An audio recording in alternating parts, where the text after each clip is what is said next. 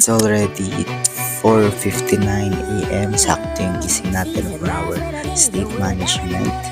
And hindi naging maganda yung gising natin dahil putol-putol yung tulog natin. Pero okay lang, nalaban tayo. And we have so many tasks and plans to do right now. Kaya hindi tayo dapat sumuko. Let's go!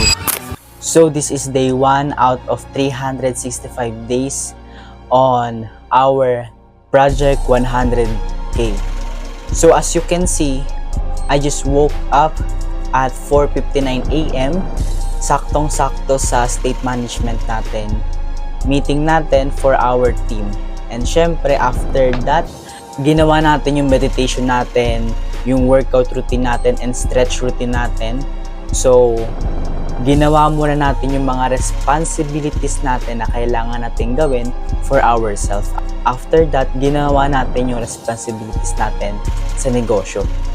And yes, sobrang bigat ng pressure sa akin today dahil hindi normal itong mga ginagawa ko. So kailangan kong sanayin yung sarili ko para sa resultang gusto ko. So after that, ginawa natin yung negosyo for 2 whole hours ng walang distraction, walang TikTok, walang Facebook, walang Messenger, Instagram, YouTube. And since morning pa lang nakikita ko na yung productivity rate ko sa mga kailangan kong gawin at tapusin.